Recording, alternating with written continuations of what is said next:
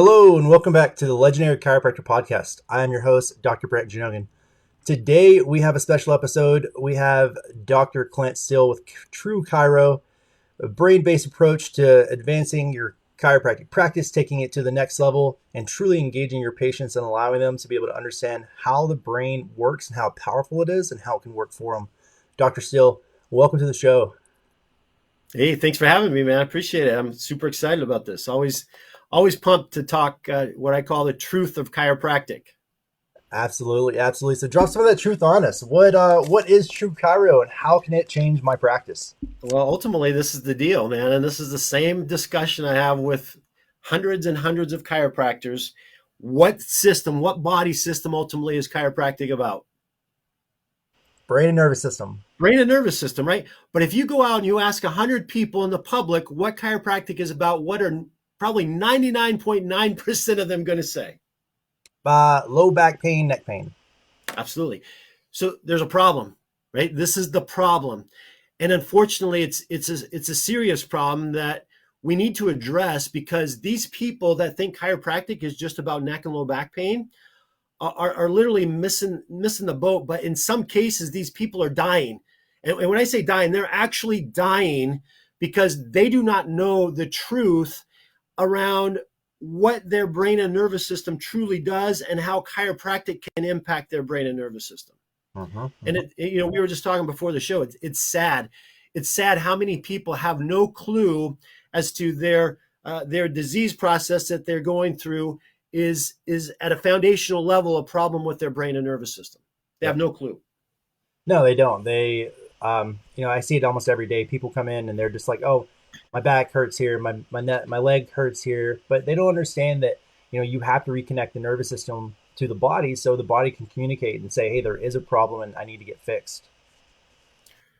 Well, absolutely. I mean, this whole thing. Let's dive a little bit into this, man. Like, some of the docs listening to this, some of the students as well, say, "Well, listen, I understand that, some back pain, is changing the vertebral function, but they have a hard time making the connection between that and the brain and how that actually affects the brain." So what I'd like to do is start with this.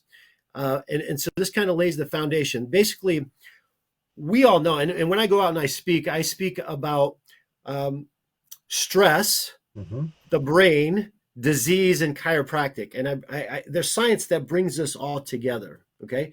And usually my talks, when I go to a conference, usually my talks are standing room only, because this is ultimately where chiropractors, I believe, want to go. They just don't know how to get there. So I want to start with the foundation. Basically, this is the foundation: is stress affects brain function. I think we all know that. Stress necessarily is not bad. It's when our brain can no longer adapt to that stress, it becomes bad, right?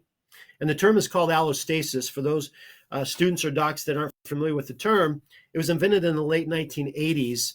And I believe it was invented before BJ and Didi would have used this, our forefathers would have used this, because this takes homeostasis to another level.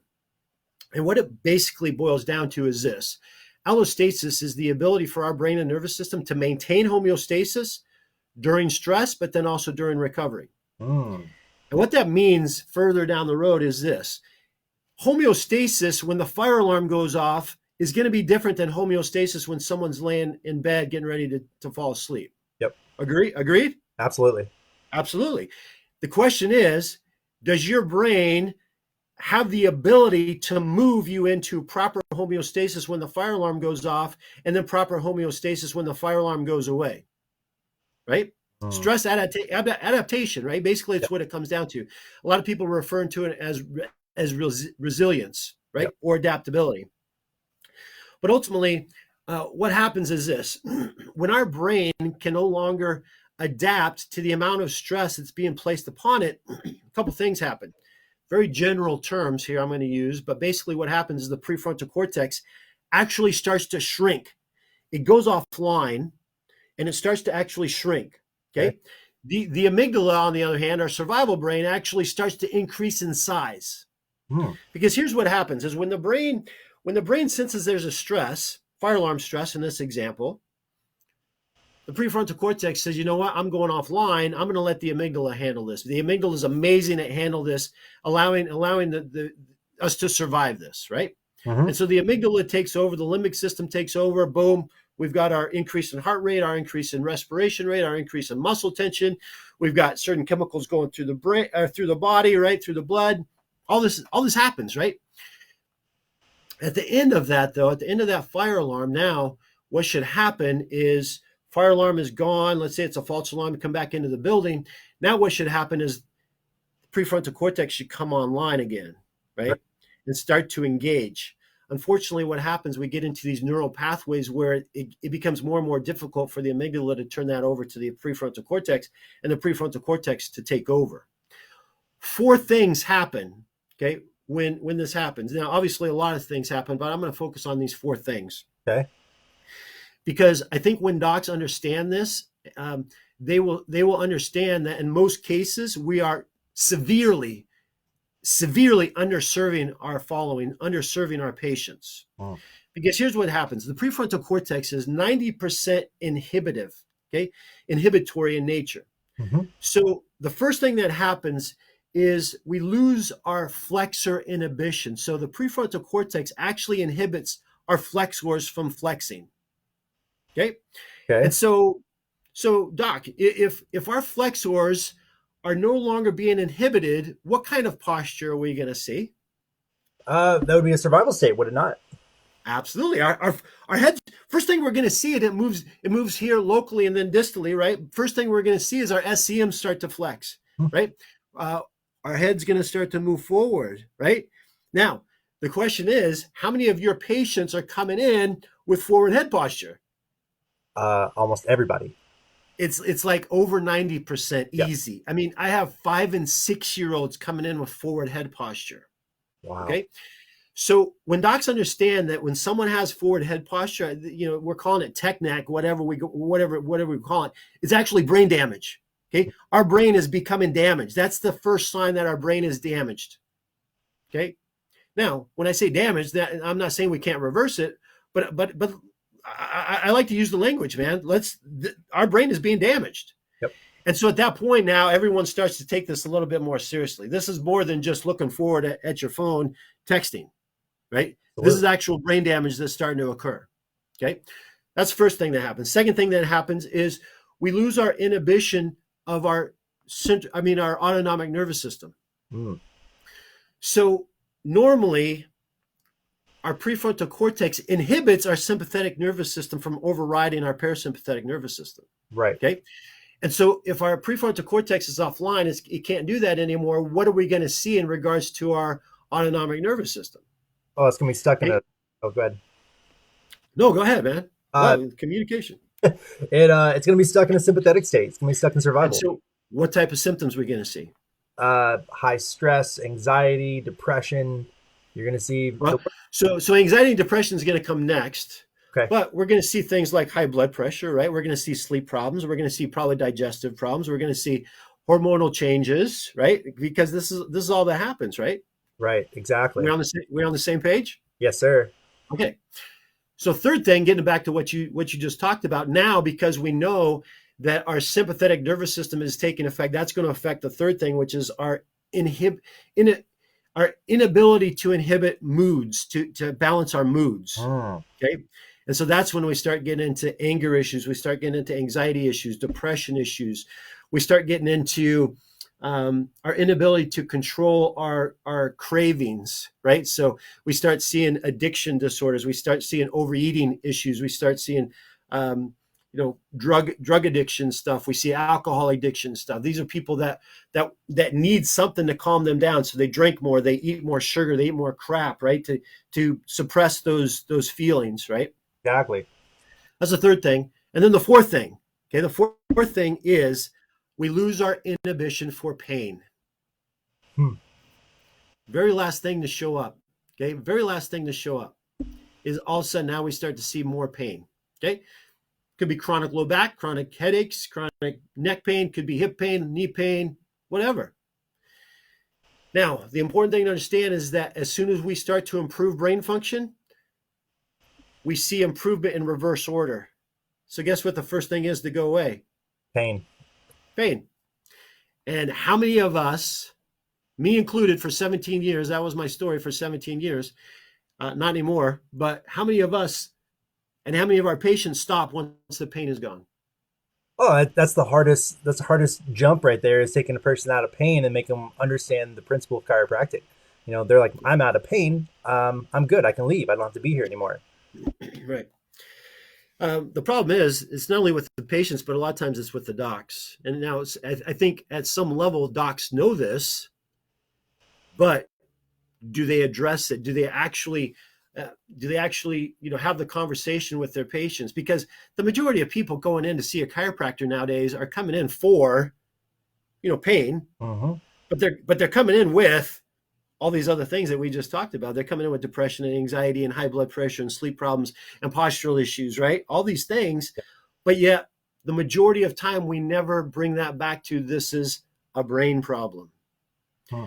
For a couple of reasons, which we can talk about at some point, but we've got to get away from that, man. People are dying, and when I say people are dying, they're literally dying because they have no idea that this is the problem, right? That this is the foundation of health, is the ability for their brain and nervous system to adapt to and recover from stress, and that's the cause. And when I go out and I speak, I pull the science out. I mean, we've got tons and tons of research. You could go Google stress and high blood pressure, and you're going to have 15, 20 articles just like that, right? You can go and stress IBS and stress, boom, 15, 20 articles just like that, right? Because all this comes down to the foundational level, that the brain isn't functioning properly, and the cause of the brain problem is stress. Absolutely. And it completely, stress throws off everything. So your hormones, it throws off how you respond to your environment. You talked about amygdala. Like, are you familiar with like amygdala hijacking? Yeah, yeah.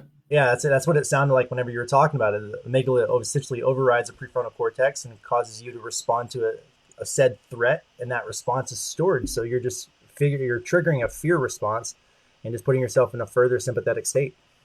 Yeah. That's absolutely, and that's one of the things I talk about, is the amygdala hijack. But understand that your brain doesn't understand the difference between a fire alarm stress, or relationship stress, or financial stress, or I'm late to work stress, or sometimes even more importantly, that stress that happened 30 years ago that you keep replaying in your mind at some level, usually subconscious level, because 95% of this stuff happens at a subconscious level. I love it. People don't even know it's happening. I love that, because it's so true. Information's stored in the nervous system, and if it doesn't get integrated, then it stays there and continually just plays on a reloop pattern. It becomes part of us, right? It becomes, I call it your essence, right? It's your go-to, but you don't even know it. So for example, and I'll throw out a couple of examples.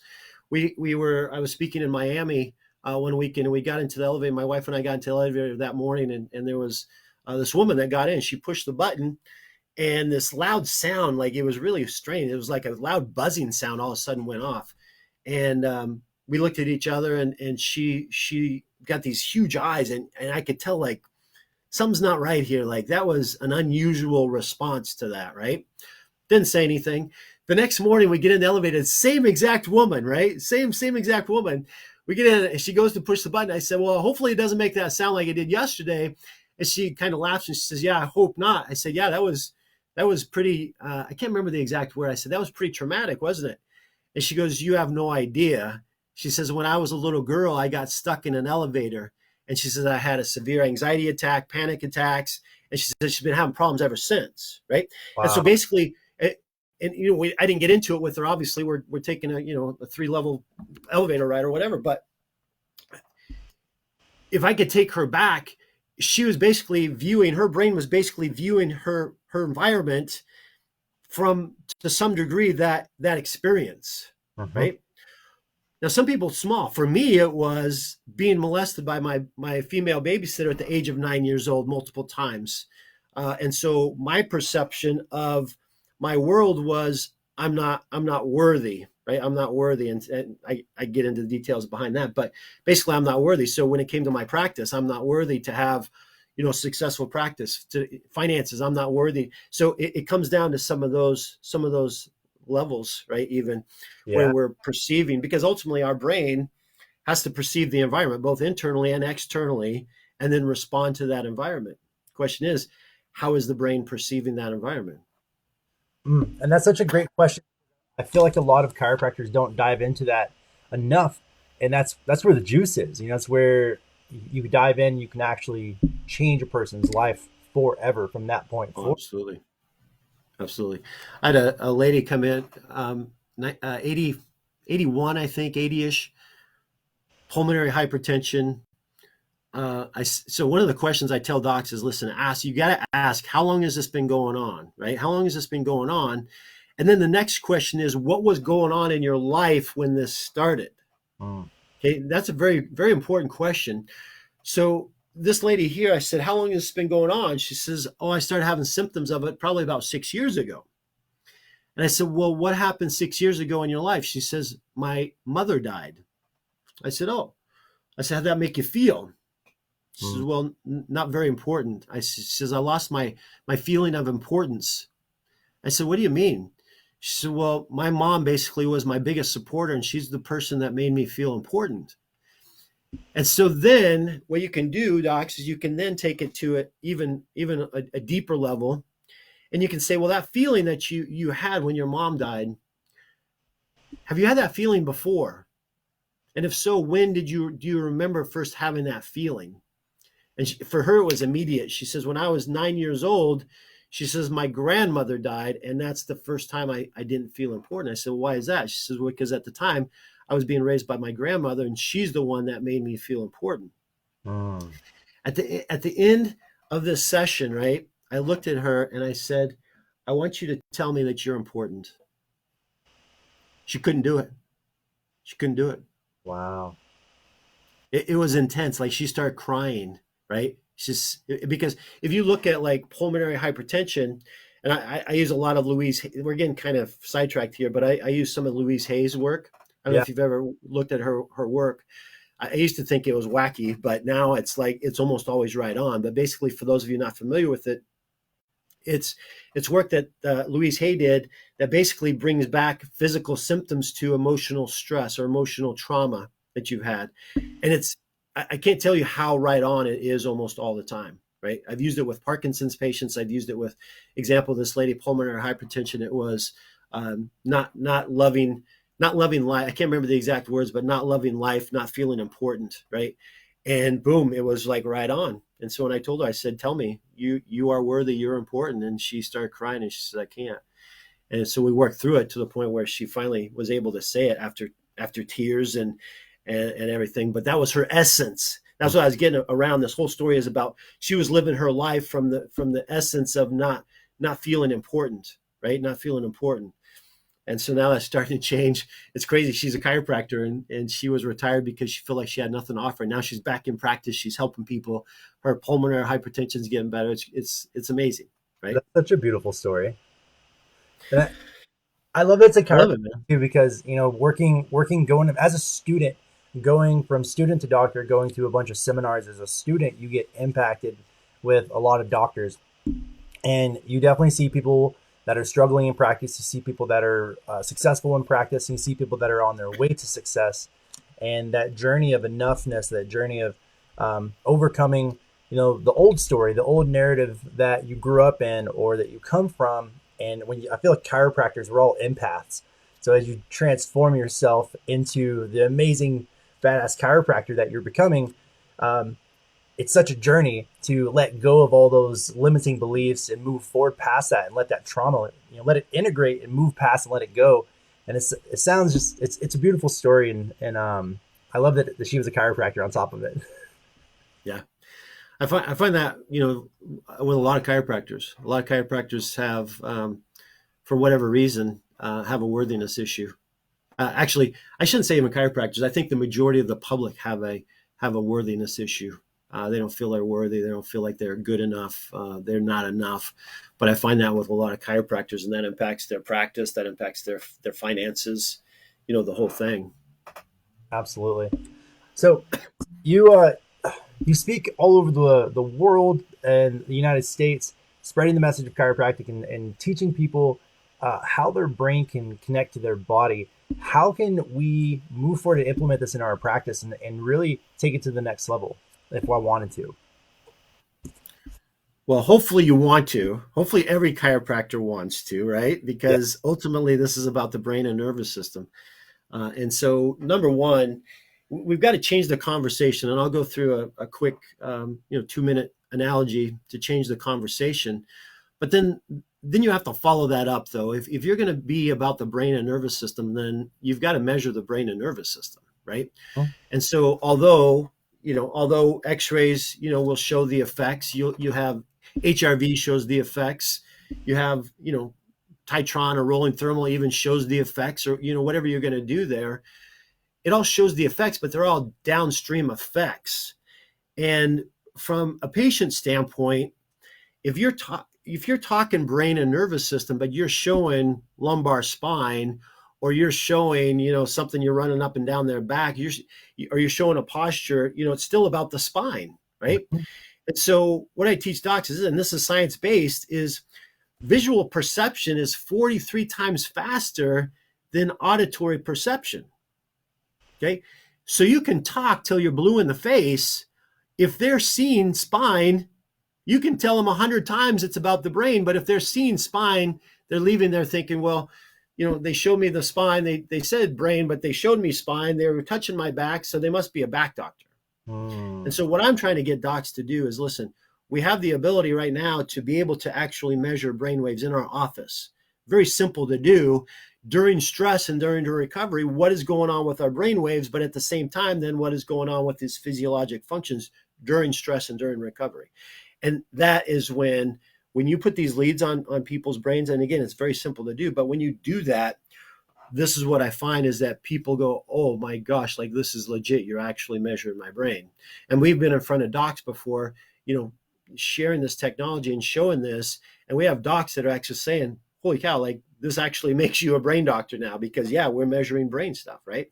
And so when I tell people what I do, when people say, hey, what do you do? I'm a brain and nervous system specialist. Mm. Well, what do you mean? Because when people hear the word chiropractor, they automatically, their go-to is, oh, well, this guy works on bad backs, right? Right. And so the great thing is when you go and you tell someone, yeah, I'm a chiropractor, and they say, oh, well, good to know. Glad I don't need you. What do you mean you're glad you don't need me? Like, because they think you're a back pain specialist, right? A back doctor. So anyway, two things. Number one, we've got to change the conversation. Okay. Yep. And so we do this. Do we still have time? Do we have time? Oh yeah, plenty of time. Okay. A couple minutes. I'll just take you through this scenario, because what I get is docs saying, listen, the majority of people coming into me are coming in for neck and low back pain. So how do I move from their back pain to being a brain problem? And I'm going to tell you right now. Okay. This is how you do it. You focus on their back pain. Absolutely. You've got their intake form. You focus on their back pain. Hopefully somewhere on your intake form, though, you have a list of 20 or 30 or 40 different conditions that they can circle, Mm-hmm. that most of those people are experiencing at least a couple of those things: sleep problems, digestive problems, anxiety, depression, those things. And so you focus on their neck or low back pain. At some point, though, we're going to set that aside. Okay. I say, Mrs. Jones, I understand, you've got a lot going on, and you do. I said, what I'd like to do, though, Mrs. Jones, is just take a minute to share with you a little bit more in detail what I do as a chiropractor, how I'm different than other chiropractors as a brain-based chiropractor, and how I might be able to help you. Is that okay? Never get a no, right? They always say yes. Awesome. First question I'd like to ask you, Mrs. Jones, is this: what coordinates every function in your entire body? Okay. As soon as they say the brain and nervous system, guys, you got them, right? Because now you can relate everything that they have back to their brain. Well, Mrs. Jones, you said your brain coordinates every function in your entire body, right? So that's the first question. Second question is this. Let me go through a list of questions here, Mrs. Jones. Let's put out the scenario that the fire alarm goes off right now. What would happen to your heart rate, do you think? It'd go up. What would happen to your breathing rate? Go up. What would happen to your muscle tension? Well, it would tighten up. Why? Why, when your brain perceives the stress as the fire alarm stress, does your brain tell your body to do this stuff? Ultimately, they'll come back to, well, I've got to escape the burning building. Mm-hmm. That's what we call survival mode. Now, let's say it's a false alarm. You come back in. Let's go to the opposite end of the spectrum here, Mrs. Jones. Let's say it's a false alarm. You come back in. We're sitting down for 10, 15 minutes. What should happen to your heart rate now? Your breathing rate, your muscle tension. Absolutely. And why? Well, because the stress is gone. You can relax now, right? Absolutely. This is what we call healing mode, Mrs. Jones. Understand that your brain cannot coordinate healing if it's in survival mode. It can only coordinate healing if it's in healing mode. Okay. Second thing is your brain doesn't understand the difference between a fire alarm stress or relationship stress or a financial stress or I'm late to work stress or the kids are driving me bonkers stress. Do you ever experience any of those stressors, Mrs. Jones? Oh, all the time. Yeah. Yeah, absolutely. So here's the deal, Mrs. Jones. Your brain can handle this much stress. If your stress load is way up here, how now is your brain able to coordinate the functions of your body properly? Oh, it can't. Absolutely. So what I think is going on with you, Mrs. Jones, is this, and we're going to do an exam, but what I think is happening here is you have a brain and nervous system imbalance. I know you came in here with low back pain, and we're going to address that, but I think ultimately the cause of that is a brain and nervous system imbalance. Let me tell you why. If your brain thinks it's trying to escape a burning building, we just said your brain does what to the muscles? They tense up, absolutely. So is your brain better able to coordinate healing if your muscles are tense or they're nice and relaxed? Relax. Nice and relaxed, absolutely. Absolutely. Now, in addition, Mrs. Jones, if your brain thinks it's trying to escape a burning building, what is that doing to your blood pressure? Because I noticed you circled you have high blood pressure right now. You're on 2 medications. So if your brain thinks it's trying to escape a burning building, what is it going to do to your blood pressure? It can go up. Up, absolutely. In addition, Mrs. Jones, you said you're having a hard time sleeping. If your brain thinks it's trying to escape a burning building, does it want to sleep? No, absolutely not. So again, Mr. Jones, I'm going to check out your low back. I'm going to check all that out. But I think ultimately what's happening here is you have a brain and nervous system imbalance going on. So what I'd like to do is go ahead and assess your brain and nervous system to see if that's actually the cause. Because here's my question to you, Mrs. Jones. Would you rather that I just cover up symptoms like you've been doing for the last 5-6 years with your low back pain, just cover up symptoms, and 5-6 years from now, it'd still be there? Or this time, do you actually want to get to the cause and address the cause? Which would you prefer, Mrs. Jones? Cause all day. There we go. Okay.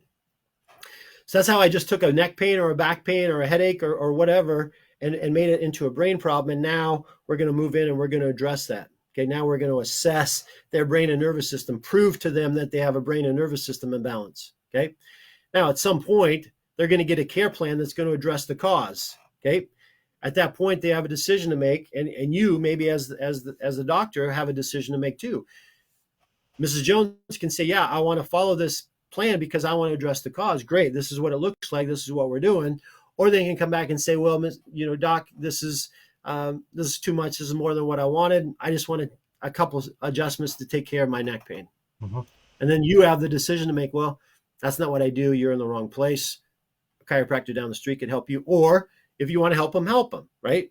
But if you want to actually build a lifetime wellness brain-based practice, my experience is there's a specific population that you're going to, because not everyone, some people will get this and they just don't want it for now, for whatever reason. Right? It blows my mind that they don't want it, but some of them don't want it, right? But the majority of people are going to want it. And that's how I went from, my practice. I didn't tell my story, but I went from a practice of, $1,000 in my name and 750 square foot office space, 100% cash. I went from 0 to 500 patient visits a week in 6 months. Wow. By focusing on the brain and nervous system. And, referrals just went through the roof. Because people, this is where people are at, man. They know they're stressed. They know medication is not the answer. They're looking for solutions. Absolutely, and that's a big part of our population of our patients in my office as well. Is people come in looking for answers, and they're just tired of getting pushed around in the system. They want a causation answer. They're looking for a solution to their problems, and they're not getting it anywhere else other than in chiropractic. That's it, man. That's it. And unfortunately, too many chiropractors are not giving them the solutions, right? They're just going along with taking care of neck and low back pain. So that's where I come in. We're trying to move this profession away from the pain model to the brain model, right? Move it from pain to brain, so that we can, help more people, and we can have more chiropractors succeeding instead of failing and struggling.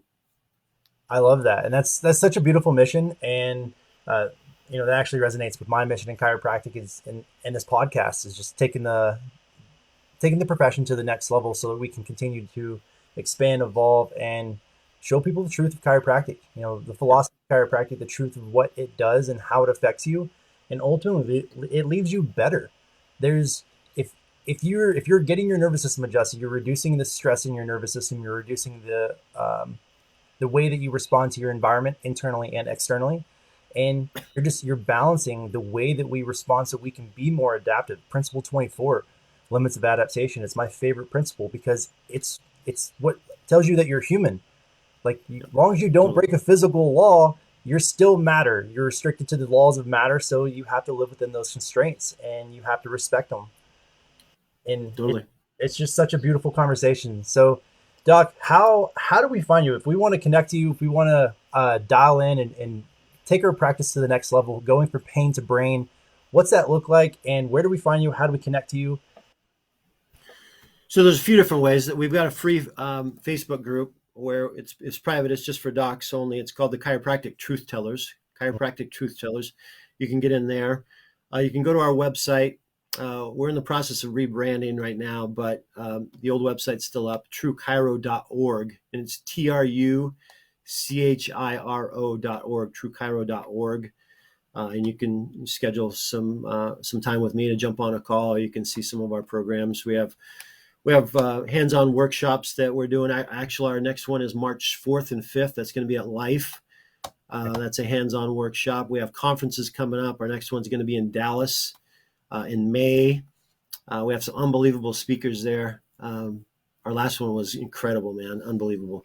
But we've got that stuff going on. We've got digital training we can do. We've got instrumentation that we use to help docs, move from this pain model to the brain model, so they can actually start measuring brain and nervous system. And the most important piece there is some docs come back and say, well, I do rolling thermal and I'm happy with that.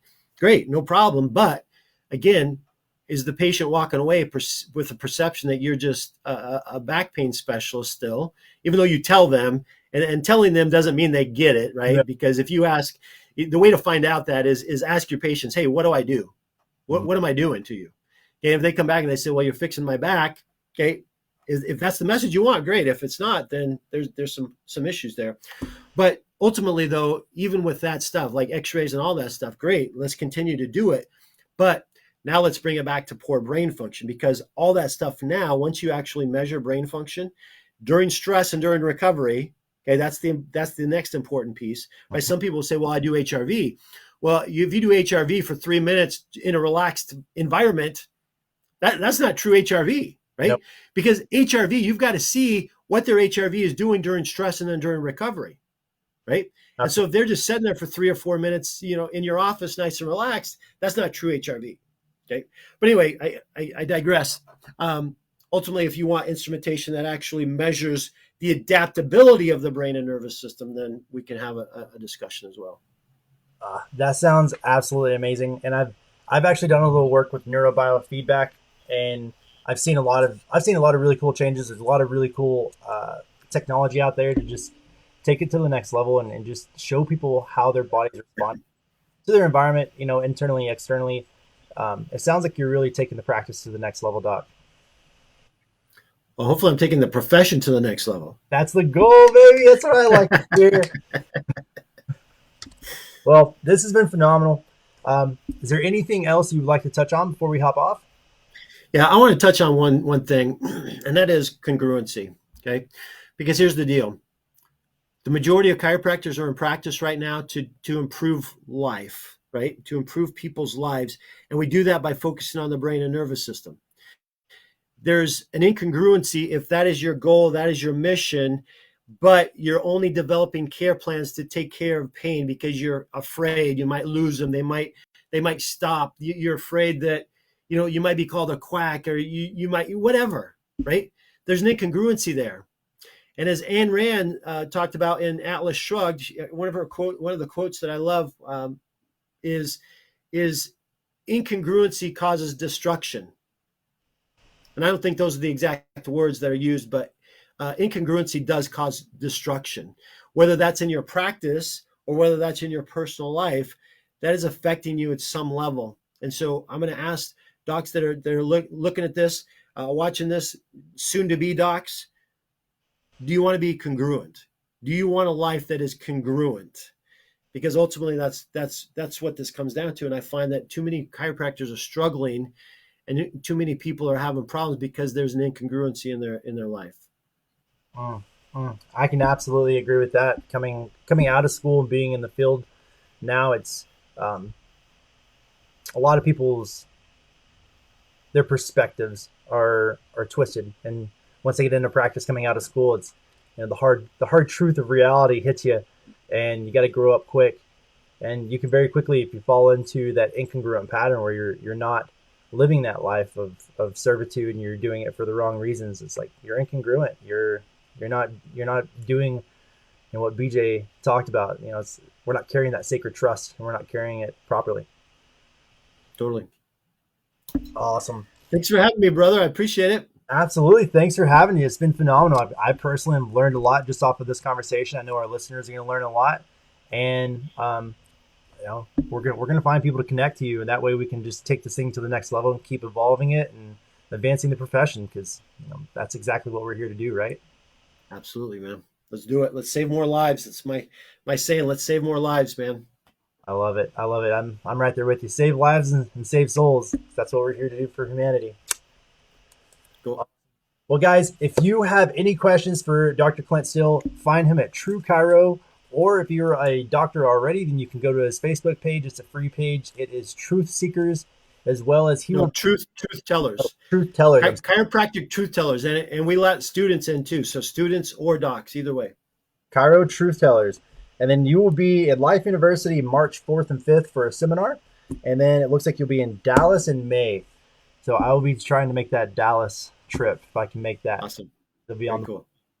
Guys, make sure you follow, connect, share, reach out. Dr. Steele is here to help take the profession to the next level. Make sure you are congruent. And as always, it is a pleasure having you on here. We will see you next time. Doc, thanks for being here. Thank you.